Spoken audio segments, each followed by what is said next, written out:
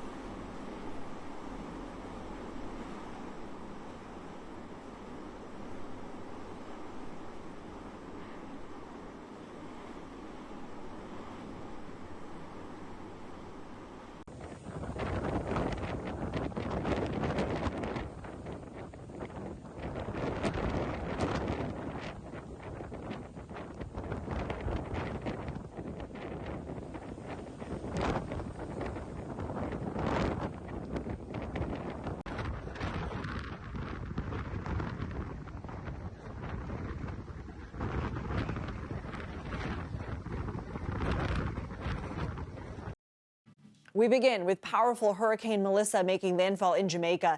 Let's bring in CBS News correspondent Jason Allen reporting from Portmore, Jamaica. What are the conditions like where you are, Jason? Well, you know, this hurricane came on shore hours ago, and things have not gotten any better. And consider that we are 75, 80 miles to the east of where Melissa made landfall. You know, just in the last 15 minutes or so, there's been a noticeable change in temperature here. Much cooler here on the backside of this storm. But the winds don't feel like they have lessened at all. We had a break in the rain where there was a lot of sea spray and the waves still coming up, but now that rain has started coming again. And you can get a sense that the wind is just not quit gusting. We feel like we are very well within hurricane strength winds still here, this far away from the center of the storm. Wow. And Jason, the Prime Minister said there is no infrastructure in the region that can withstand a Category 5. What damage are you seeing or getting reports of, or is it still just too early to tell? You know, a lot of it is too early to tell. Now, I know that there have been a lot of reports coming in and even some cameras that have stayed up across the island of extreme flooding. But a lot of that has been difficult to get to. You know, we tried to get to some flooded out bridges that are just west of the area where we were, and we couldn't get there. There's trees down across roads, and that is something that I think you expect to face in any storm like this, that it takes a long time potentially to move trees out of the way, move power lines out of the way. I mean, we've seen roofs flapping since early this morning. So I imagine the closer you get to center, there are likely places where there are entire structures that are gone. You can see the waves whipping up behind you. We really appreciate you and your crew bringing this to us. Please stay safe. Thank you. CBS News New York Chief Weathercaster Lonnie Quinn is tracking this storm for us. Lonnie, how has the storm been behaving and where is it headed next? Okay, this one is going to be moving next towards Cuba and eventually towards the Bahamas, and probably Bermuda will even be affected by this, probably still having 100-mile-per-hour winds by the time it gets to Bermuda. But you're asking about how this is behaving. Lindsay, I've been doing this for a long time, and I've never seen a storm behave like this. This storm actually got stronger as it approached the shoreline. Typically, we always talk about interaction with the land, all right, and some friction starting to tear it up a bit. Watch this, okay? Here you see those major hurricane force winds right around the eye wall, right? That's where you've got Cat 3, Cat 4, Cat 5. That's where you have 185-mile-per-hour winds as it came on shore. This is at 10 o'clock in the morning. 10 o'clock in the morning. 10 o'clock in the morning, they're dealing with the 185-mile-per-hour winds, and look at this. It doesn't make landfall until about 1 o'clock. Let me get on this side so you can see all the information right there. 1 o'clock, okay, near New Hope, Jamaica, Category 5, with winds at 185 miles per hour. And also, this is another thing, and if you're not into like tropical meteorology, it's all about the minimum central pressure. We used to categorize hurricanes by that. This is about the third lowest we've ever had. Currently, okay, we've lost it. What looks like we've lost the eye of the storm. You really haven't. It's just moving over the land. It's getting torn up a bit. Still a Category 4 hurricane, Lindsay. This is doing major damage out there. And think about this. As it's moving over the mountains of Jamaica, winds get stronger the higher up you go. So when they were reporting 185-mile-per-hour winds, Lindsay, that's at the surface, all right? Let's go up, you know, to 300, 400, 500 feet. They get bigger and stronger out there. I think some of these mountaintops in Jamaica are going to get sheared. And if you take a look at where the storm goes next, it's going to be exiting probably as a low-grade Cat 4, maybe a Cat 3, and approaching Cuba as a Cat 3. Now it looks like it wants to emerge from Cuba as a Cat 3. And by the time we get into Wednesday, it's approaching the Bahamas. Category 3 storm is a major hurricane. We would refer to this as a major player. And prior to this storm, the biggest one Jamaica has ever dealt with was Gilbert, which was a Category 3 storm. It was a Category 5 this time. And you talked before, it's the biggest storm that Jamaica has ever had to deal with. How about this, Lindsay? Try this one on for size. There has never been a larger hurricane in the Atlantic or the Pacific to make landfall bigger than Melissa. Melissa ties Dorian in 2019 and the Labor Day hurricane back in 1935 with 185-mile-per-hour winds. This is like the granddaddy of them all, well, maybe the grandmama of them all, but it's a huge storm. And the effects, we won't know the final effects until we can survey that area. Jason Alexander was 75 to 80 miles away. That pool of really heavy winds is only 25 miles from the center. So he was far from really the worst of it. Wow. When you say you've never seen anything like this, we listen. Lonnie Quinn, thank you. Aid groups have been preparing to deliver critical help as soon as possible. Joining us now from Kingston, Jamaica, is Brian Bogard. He is the director of the World Food Program Caribbean Multi-Country Office. Brian, thanks for being here. What is your team doing right now? Thank you very much, Lindsay. Our team is really already preparing to surge and support and respond to the impacts of this crisis. So we have people here in Jamaica on the ground, working with the government, working with humanitarian actors to coordinate and plan the delivery of assistance as soon as we have access. And then we have teams in Barbados, where we have a regional logistics center that are loading aircraft, vessels, so that we can deliver upstream support and supply to the country as soon as possible. What challenges does Jamaica's own landscape pose when it comes to getting workers where they need to be, getting aid to those directly impacted? Sure. I think it's really important to understand that in a mountainous landscape, what we're looking at are potential for landslides, flash flooding that has clear impacts on bridges and infrastructure. So the movement of supplies from central depots to the areas where they're needed most is extremely challenging if we don't have access because bridges are wiped out. But in addition, airports, port facilities, the core infrastructure of the country could be impacted, and that may cause delays in bringing support in from outside.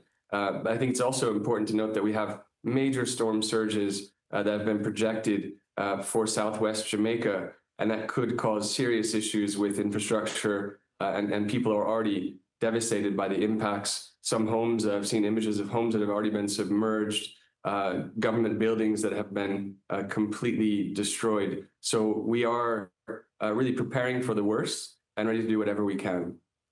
What are you and your team going to need once this passes and recovery gets underway? I mean, the scale of this disaster is really unprecedented in the history of Jamaica, as your correspondent outlined. And I think inevitably we're going to need the resources, both financial and in terms of capability from the private sector, from various parts of governments around the world to surge in, support the reconstruction and clear debris and be able to make sure that we have the resources to get to people and to restore the Jamaican economy to functionality as quickly as possible. Brian Bogart, thank you. Hope you and your team stay safe. Thank you so much. An American couple who were not able to get out of Jamaica before Melissa made landfall are trying to make the best of it in their hotel room. Bridget and Wayne Todd are in Negril, Jamaica, on the west coast of the island. The North Carolina residents were married last October. They took this trip as their honeymoon and first anniversary celebration. I spoke with them earlier, and while they both told me they have emergency training and have kept each other calm, this was not what they expected for their trip. I think we're a great support system. We know a lot about emergency situations. I think that makes us stronger together. This is definitely not the way we anticipated spending our anniversary, but we are just, thankful we do have each other. We're thankful for the staff here and all they've done to keep us updated, to prepare us the best that they can. And we're, just asking people to not only pray for us, Americans that are stranded here, but the entire country and its people of Jamaica. I know that some people aren't as fortunate to be in more secure structural situations or even to places of higher ground that would be safer. So we're really thinking about them during this time. Well said. And you guys are able to communicate with your families and let them know you're safe? Yes, we've been able to keep in contact as long as we have the Wi-Fi working here. And everybody's worried about you? Everybody is worried. The amount of support that we've gotten has been very overwhelming. We're very thankful for everybody and their kind words and their love. All right. Well, Bridget and Wayne Todd, thank you both so much and stay safe.